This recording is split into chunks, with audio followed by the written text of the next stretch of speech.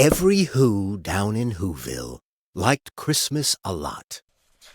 But the Grinch, who lived just north of Whoville, did not. The Grinch hated Christmas, the whole Christmas season. Now, please don't ask why. No one quite knows the reason. It could be his head wasn't screwed on just right. It could be, perhaps, that his shoes were too tight. But I think that the most likely reason of all may have been that his heart was 2 sizes too small. But whatever the reason, his heart or his shoes, he stood there on Christmas Eve, hating the Whos, staring down from his cave with a sour, Grinchy frown at the warm, lighted windows below in their town. For he knew every Who down in Whoville beneath was busy now hanging a mistletoe wreath. And they're hanging their stockings, he snarled with a sneer. Tomorrow is Christmas, it's practically here. Then he growled with his Grinch fingers nervously drumming. I must find some way to stop Christmas from coming. For tomorrow, he knew, all the Who girls and boys would wake bright and early. They'd rush for their toys, and then, oh, the noise! Oh, the noise, noise, noise, noise! That's one thing he hated, the noise, noise, noise, noise.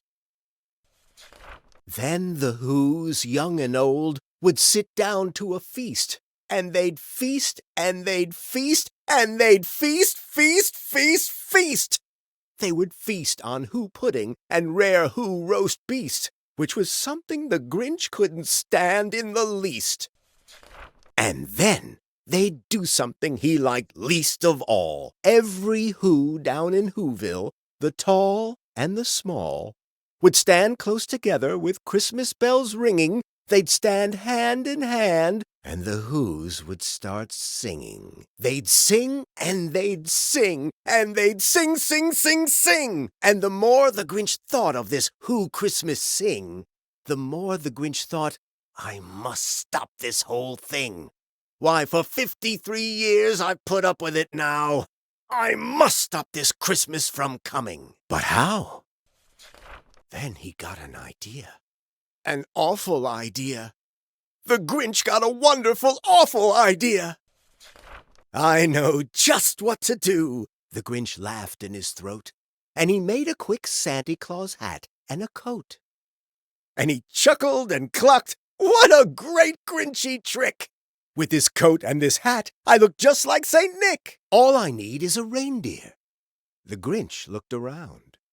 But since reindeer are scarce, there was none to be found. Did that stop the old Grinch? No, the Grinch simply said. If I can't find a reindeer, I'll make one instead. So he called his dog Max. Then he took some red thread, and he tied a big horn on the top of his head. Then he loaded some bags and some old empty sacks on a ramshackle sleigh, and he hitched up old Max. Then the Grinch said, Get up! And the sleigh started down toward the homes where the Whos lay a snooze in their town. All the windows were dark. Quiet snow filled the air. All the Whos were all dreaming, sweet dreams without care, when he came to the first little house on the square. This is stop number 1, the old Grinchy Claus hissed, and he climbed to the roof, empty bags in his fist. Then he slid down the chimney, a rather tight pinch. But if Santa could do it, then so could the Grinch. He got stuck only once for a moment or two. Then he stuck his head out of the fireplace flue, where the little Who stockings all hung in a row. These stockings, he grinned, are the first things to go. Then he slithered and slunk, with a smile most unpleasant, around the whole room, and he took every present. Pop guns and bicycles, roller skates, drums, checkerboards, tricycles, popcorn, and plums, and he stuffed them in bags. Then the Grinch very nimbly stuffed all the bags one by one up the chimbley. Then he slunk to the icebox, He took the Who's feast, he took the Who pudding, he took the roast beast. He cleaned out that icebox as quick as a flash. Why, that Grinch even took their last can of Who hash. Then he stuffed all the food up the chimney with glee. And now, grinned the Grinch, I will stuff up the tree. And the Grinch grabbed the tree, and he started to shove, when he heard a small sound like the coo of a dove. He turned around fast, and he saw a small Who, little Cindy Lou Who was not more than 2. The Grinch had been caught by this tiny Who daughter, who'd got out of bed for a cup of cold water. She stared at the Grinch and said, "Santa Claus, why? Why are you taking our Christmas tree? Why?" But you know, that old Grinch was so smart and so slick. He thought up a lie, and he thought it up quick. "Why, my sweet little tot," the fake Santa Claus lied, "there's a light on this tree that won't light on one side. So I'm taking it home to my workshop, my dear. I'll fix it up there, then I'll bring it back here." And his fib fooled the child. Then he patted her head, and he got her a drink, and he sent her to bed. And when Cindy Lou Who went to bed with her cup, he went to the chimney and stuffed the tree up. Then the last thing he took was the log for their fire. Then he went up the chimney himself, the old liar. On their walls he left nothing but hooks and some wire. And the one speck of food that he left in the house was a crumb that was even too small for a mouse.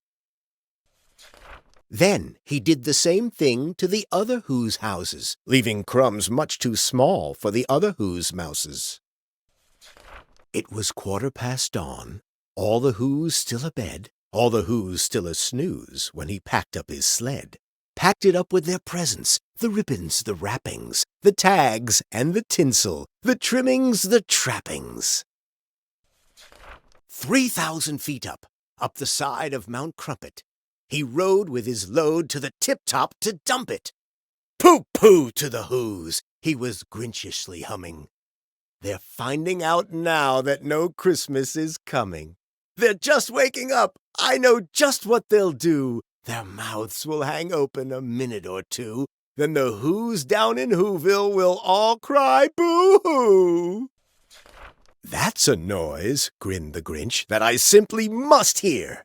So he paused, and the Grinch put his hand to his ear. And he did hear a sound rising over the snow. It started in low, then it started to grow. But the sound wasn't sad. Why, this sound sounded merry. It couldn't be so, but it was merry, very. He stared down at Whoville. The Grinch popped his eyes, then he shook. What he saw was a shocking surprise. Every Who down in Whoville, the tall and the small, was singing without any presents at all. He hadn't stopped Christmas from coming. It came. Somehow or other, it came just the same. And the Grinch, with his Grinch feet ice cold in the snow, stood puzzling and puzzling. How could it be so? It came without ribbons. It came without tags. It came without packages, boxes, or bags. And he puzzled 3 hours till his puzzler was sore. Then the Grinch thought of something he hadn't before. "Maybe Christmas," he thought, "doesn't come from a store. Maybe Christmas, perhaps, means a little bit more." And what happened then? Well, in Whoville they say that the Grinch's small heart grew 3 sizes that day. And the minute his heart didn't feel quite so tight, he whizzed with his load through the bright morning light, and he brought back the toys and the food for the feast. And he himself, the Grinch, carved the roast beast.